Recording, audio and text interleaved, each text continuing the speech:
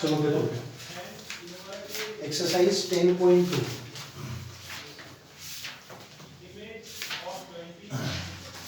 इसके कॉन्सेप्ट समझ लो पहले। जैसे एक कॉन्सेप्ट है पहला हॉरिजॉन्टल एंड वर्टिकल लाइंस। तो ये कैसा बनता है, जैसे ये है, ठीक है, ये एक कोई वर्टिकल लाइन हमने बना ली, ठीक है। यहां पे अगर पॉइंट है ए, तो इसकी इक्वेशन क्या होगी, x इज इक्वल टू ए, क्योंकि इस पूरे पे x a है, तो अगर इसकी इक्वेशन पूछेगा तो आपको बोल देना x इज इक्वल टू ए, ठीक है। सिंपली अगर जैसे यहाँ पे पॉइंट है 2, तो इसकी इक्वेशन क्या होगी, x इज इक्वल टू 2। ऐसे ही अगर y पे होगा, तो जैसे यहाँ पे सपोज b पॉइंट है, तो ये बनेगा y is equal to b। और अगर यहाँ पे है ये पॉइंट अगर c, तो y is equal to minus c। ये होता है हॉरिजॉन्टल और वर्टिकल लाइंस, ठीक है। ये सबसे पहला कॉन्सेप्ट 10.2 का। इसी पे बेस्ड एक एग्जांपल दिया हुआ है, एग्जांपल नंबर 6 क्या है, find the equation of line parallel to axis and passing through -2,3। कोई एक पॉइंट है -2,3, वो कह रहा है इससे पास होने वाली वर्टिकल लाइंस की इक्वेशन जो कि एक्सिस के भी पैरेलल होनी चाहिए। तो देखो हम लोग क्या करते हैं, सबसे पहले तो इस पॉइंट को डिनोट करो कि ये कहाँ पे आएगा, तो कौन से क्वाड्रेंट में आएगा, थर्ड में कि फोर्थ में, सेकंड में। तो सेकंड में आएगा, तो इधर से -2 और इधर से 3, ये पॉइंट है P। तो यहां से एक्सिस के पैरेलल एक लाइन तो ये होगी और एक लाइन ये होगी। बताओ इसकी क्या इक्वेशन हो सकती है, x इज इक्वल टू -2 और इसकी y इक्वल टू 3। ये इतना ही क्वेश्चन है, ठीक है। ये पहला कॉन्सेप्ट हो गया हॉरिजॉन्टल और वर्टिकल लाइंस। अगला कॉन्सेप्ट सुनो, अगला है very very important, point slope form. Next concept है पॉइंट स्लोप फॉर्म। तो नाम ही दिया हुआ है कि अगर आपको एक तो पॉइंट दिया हुआ हो, ठीक है, सपोज कोई पॉइंट दिया हुआ है x0, y0 और स्लोप दिया हुआ है उसका m, तब आप उसकी इक्वेशन डेवलप कर सकते हो। मतलब ऐसी लाइन जिसका स्लोप m है और वो अगर इस पॉइंट से गुजरती है, अभी मैंने लास्ट वाली एक्सरसाइज में वो लगाया भी था फॉर्मूला, तो उसका फॉर्मूला बन जाता है y minus y0 is equal to m x minus y0 x0 क्या हो जाएंगे, वो पॉइंट जहां से वो पास हो रहा है, m क्या हो जाएगा स्लोप, और ये x y अननोन रहेंगे, तो आपको उसकी इक्वेशन मिल जाएगी, ठीक है। जैसे एग्जांपल 7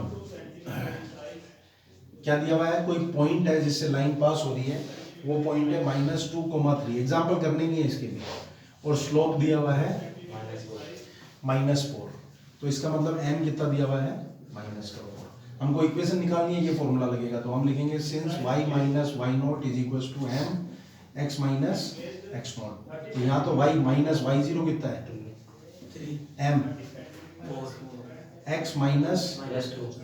अब इसको सोल्व कर लो, तो y minus 3 is equal to minus का 4x माइनस का 8, तो ये हो जाएगा y plus 4x is equal to minus का 5, या y is equal to -5 minus 4x, कोई सा भी लिखो, चाहिए लिखो, चाहिए, ठीक है। ये आपकी इक्वेशन आ गई, हो गया। ये पहला कॉन्सेप्ट है पॉइंट स्लोप फॉर्म। आपको एग्जांपल नहीं करने पर ये कॉन्सेप्ट जरूर लिखने हैं, ताकि बाद में जब रिवाइज करो तो आपको सब एक साथ ध्यान में आ जाए। अभी ऐसे 5-7 आएंगे अलग अलग, अभी एक एक तो याद रह जाएगा, बाद में जब सारे एक साथ होंगे तो फिर भूलते जाते हैं अपन। ये उसमें से पहला है पॉइंट स्लोप फॉर्म, एक पॉइंट और अगर स्लोप दिया होता है तब ये फॉर्मूला लगेगा। अगला देखो, तीसरा कॉन्सेप्ट, तीसरा है 2 पॉइंट फॉर्म।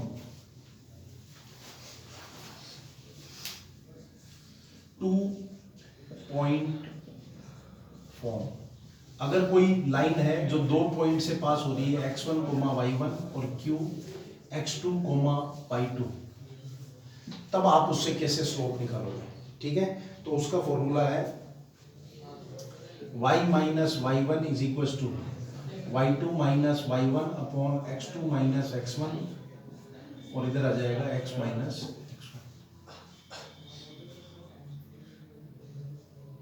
स्लोप तो वैसे सिंपल वाले फॉर्मूले से ही निकाल सकते हैं। इक्वेशन निकालनी है। अच्छा, ये इक्वेशन का है, स्लोप तो पिछली एक्सरसाइज में पढ़ा था, इसमें स्लोप का कोई लेना देना नहीं है।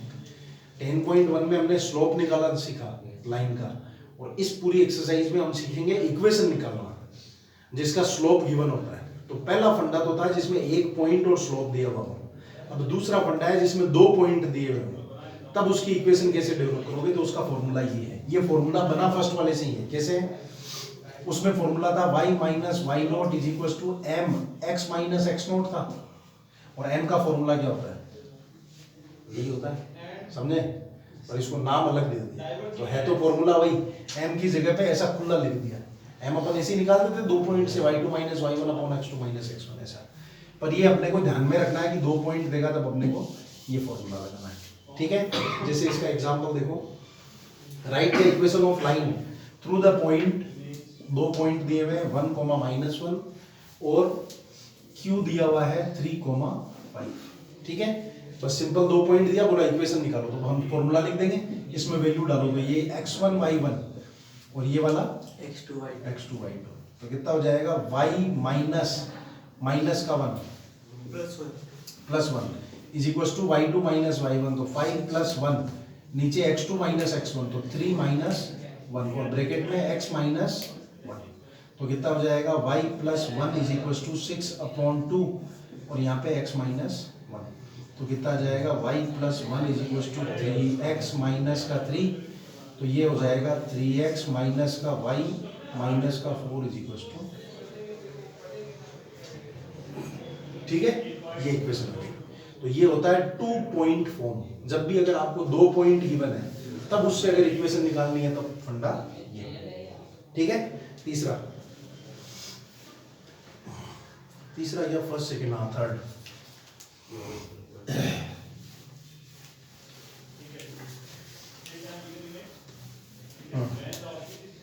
क्या दिया है? Slope intercept form, slope intercept form.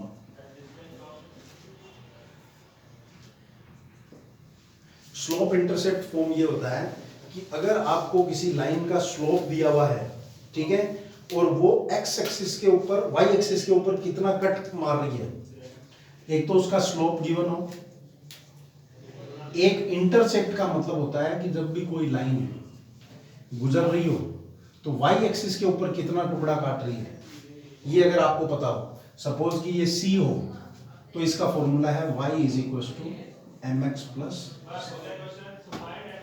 ये तीसरा, पहला था पॉइंट स्लोप फॉर्म, एक पॉइंट और स्लोप दिया हुआ है तब फॉर्मूला। फिर था 2 पॉइंट, अगर 2 पॉइंट्स गिवन है तब इक्वेशन कैसे बनती है। तीसरा है स्लोप इंटरसेप्ट फॉर्म, अगर स्लोप दिया हुआ हो और x एक्सिस y एक्सिस के ऊपर कितना इंटरसेप्ट कट कर रहा है, तब हम इससे निकाल सकते हैं। जैसे देखो एग्जांपल इसका, write the equation of line for which tan theta is equal to 1/2। Example number 9, tan theta दिया हुआ है 1/2, मतलब स्लोप दे दिया, तो m कितना हो गया? 1/2। फिर theta is y intercept is -3/2, और y इंटरसेप्ट तो कितना होता है? c। तो इक्वेशन बनानी है तो क्या फॉर्मूला लगेगा? y is equal to mx plus c। y की जगह y, m कितना है? 1/2, तो ये क्या गया? 2y minus x plus 3/2 is equal to, ये है स्लोप इंटरसेप्ट फॉर्म। ठीक है, अब इसी में एक थोड़ा सा मॉडिफिकेशन हो रहा है कि अगर ये नहीं देकर के ये दिया हुआ हो, तो x की वैल्यू हो जाएगी, तब उसका फॉर्मूला है y is equal to m x minus b। ये जब y इंटरसेप्ट देगा तब ये, और अगर x इंटरसेप्ट देगा तो ये। ठीक है, तो देखो इसी में एक क्वेश्चन है, इसी का सेकंड, कि x इंटरसेप्ट दिया हुआ है 4, तो d कितना दिया हुआ है 4, तो इक्वेशन क्या बनेगी y is equal to m, m कितना है तो 1/2, फिर x माइनस 4, तो 2y माइनस का x प्लस का 4 इज इक्वल टू 0। जब ये इंटरसेप्ट है तब ये, और ये है तब, ठीक है। ये आपका तीसरा टाइप हो गया, जब आपको y इंटरसेप्ट और x इंटरसेप्ट दिए हुए होते हैं तब कैसा करना है, ठीक है। आगे देखो, अगला है इंटरसेप्ट फॉर्म।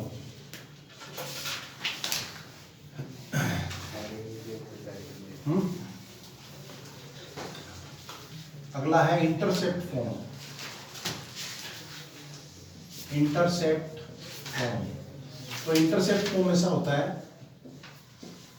कि अगर कोई लाइन x एक्सिस पे a कट कर रही है, यहां पे b कट कर रही है, तब उसका फॉर्मूला है x upon a plus y upon b is equal to 1। इसको बोलते हैं इंटरसेप्ट फॉर्म, ठीक है। अब देखो इसका क्वेश्चन एग्जांपल नंबर 10। हाँ सर, क्यों पूछ रहे हैं पासवर्ड?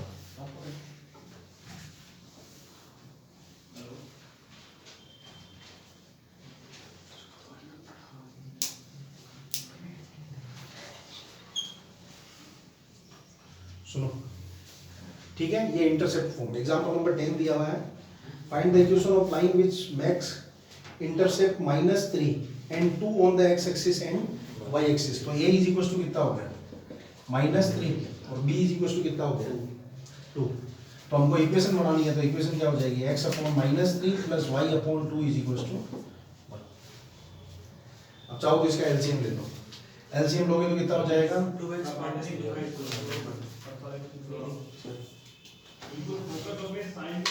ठीक है।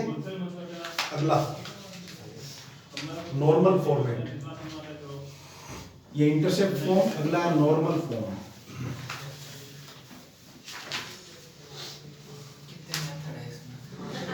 मेथड बहुत सारी है,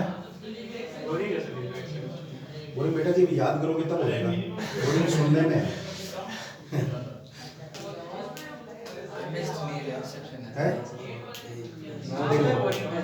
हाँ? सुनो, अगला है नॉर्मल फॉर्मेट। नॉर्मल फॉर्मेट कैसा होता है कि अगर किसी लाइन का हमको ओरिजिन से परपेंडिकुलर डिस्टेंस बताओ p, ठीक है, और वो कितना एंगल बना रही है वो बताओ। अगर वो है ओमेगा, ये है डिस्टेंस p, तब उसका फॉर्मूला है x cos omega plus y sin omega is equal to p। ये फॉर्मूला नॉर्मल फॉर्म। अगर किसी लाइन का ओरिजिन से परपेंडिकुलर डिस्टेंस पता है और वो परपेंडिकुलर x एक्सिस से कितना एंगल बना रहा है, तब इक्वेशन बनाने का फॉर्मूला है x cos omega plus y sin omega is equal to p। देखो example number 11, find the equation of line which perpendicular distance from the origin is 4 unit. तो p इज इक्वल टू कितना दिया हुआ है 4, ठीक है। And the angle which the normal मतलब perpendicular makes with the positive direction of x axis is 15 degree. इसका मतलब ओमेगा कितना है 15 डिग्री। तो इक्वेशन क्या बन गई x cos 15 degree plus y sin 15 degree is equal to 4। अब चाहो तो इस cos 15 और sin 15 को सोल्व कर सकते हो चैप्टर नंबर 3 के अकॉर्डिंग। याद है कैसे किया था? प्लस करके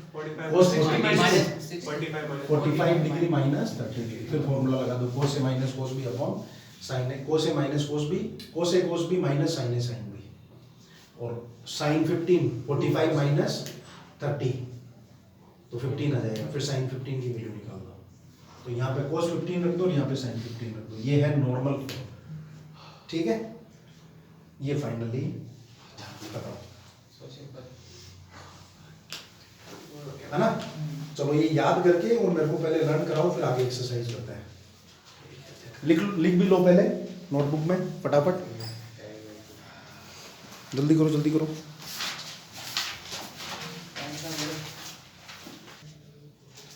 देखो एक्सरसाइज 10.2 देखो, क्वेश्चन नंबर फर्स्ट पढ़ो। Write the equation for x axis and y axis. ये वो पहले कॉन्सेप्ट वाला है, हॉरिजॉन्टल और वर्टिकल लाइन वाला। तो एक्स एक्सिस की इक्वेशन क्या होती है? y is equal to 0। भाई कोई कांस्टेंट वैल्यू रहती है वही होती है। तो एक्स एक्सिस की इक्वेशन क्या हो जाएगी? इसकी हो जाएगी y इज इक्वल टू 0 और इसकी हो जाएगी x इज इक्वल टू। तो पहले क्वेश्चन का आंसर तो ये हो गया।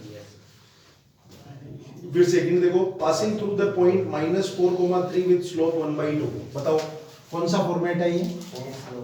पहला स्लोप, पॉइंट स्लोप फॉर्म। एक पॉइंट दिया हुआ है, स्लोप दिया हुआ है, फॉर्मूला लगाना सीधा। ठीक है। तीसरा देखो, passing through 0, 0 with slope m। कौन सा फॉर्मेट है? पहला पॉइंट स्लोप फॉर्म। पॉइंट दिया हुआ है, स्लोप दिया हुआ है। फोर्थ देखो, passing through this and inclined with the x axis at an angle of 75 degree। नहीं, फर्स्ट वाला पॉइंट स्लोप फॉर्म। क्यों? क्योंकि पॉइंट दिया हुआ है और स्लोप इसने सीधा सीधा नहीं दिया, घुमा दिया उसको, बस tan 75 हो गया। ऐसा जरूरी थोड़ी आपको हमेशा बच्चों की तरह ऐसा m अलग से लिख के देगा, ये देगा। आप स्लोप तो निकाल ही सकते हो उससे। तो पॉइंट स्लोप फॉर्म। फिफ्थ देखो, intersecting the x axis at a distance of 3 unit to the left of origin with slope -2। ये y is equals to mx minus d वाला इंटरसेक्ट फॉर्म। सिक्स देखो, intersecting the y axis at a distance of 2 unit above the origin and making an angle of 30 degree with the positive direction of x axis। है? नहीं, normal form नहीं है। intersecting the y axis at a distance of 2 unit above the origin। mx minus d वाला y axis वाला, y is equal to mx plus c वाला, ये वाला। Slope intersect formula. तो c तो हो जाएगा 2 और m सीधा सीधा नहीं दिया, उसको घुमा दिया, बस उसको निकाल लेना। ठीक है। फिर देखो सेवंथ वाला, passing through the point this and this. कौन सा है? 2 पॉइंट, सीधा 2 पॉइंट वाला formula. Question number 8, perpendicular distance from the origin is 5 unit and the angle made by the perpendicular with the, ये है लास्ट वाला। ठीक है ना, नॉर्मल फॉर्म। इसमें आपको p दिया हुआ है और ओमेगा दिया हुआ है 30 डिग्री। ठीक है। फिर देखो question number 9, vertices of triangle PQR are this, this and this, find equation of median through the vertex R। Very good. इसके पॉइंट है, इसके पॉइंट है, इसके पॉइंट है, यहां से कोई मीडियन है तो मीडियन क्या करता है? यहाँ मिड पॉइंट लाता है। तो मिड पॉइंट फॉर्मूले से इसके आ जाएंगे, इसके पड़े ही आपके पास। तो इन दोनों पॉइंटों के बीच में इक्वेशन कैसे बनाओगे? 2 पॉइंट फॉर्म, फॉर्मूला लग जाएगा। बस उससे पहले आपको थोड़ा दिमाग लगाना पड़ेगा। यहाँ पे मिड पॉइंट फॉर्मूला लगा करके पॉइंट लाना पड़ेगा। ऊपर मिड पॉइंट फॉर्मूला था ना सीधा, x is equal to x1 plus x2। ये दोनों आईपीस के निकालेंगे। फिर देखो 10th, find the equation of line passing through -3,5 and perpendicular to the line through the point 2,5 and -3,6। कितना शानदार क्वेश्चन दिया हुआ देखो। 10th वाला बताता हूँ मैं, पढ़ो 10th वाला, वापस पढ़ो।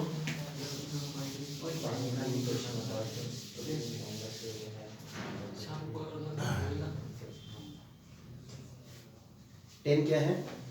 Find the equation of line passing through -3,5।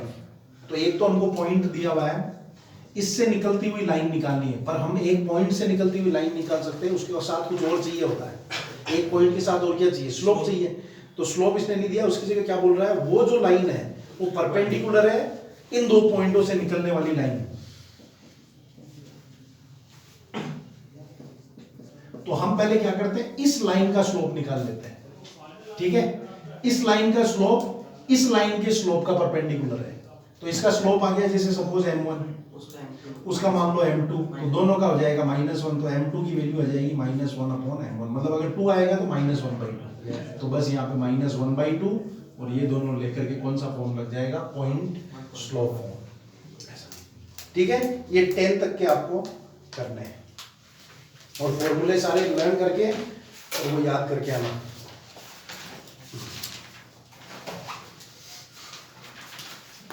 और नोटबुक में वर्क करते जाओ तो थोड़ा सा इंटरेस्ट आएगा। नोटबुक में इंटरेस्ट करोगे नहीं तो कुछ इंटरेस्ट नहीं आएगा फिर।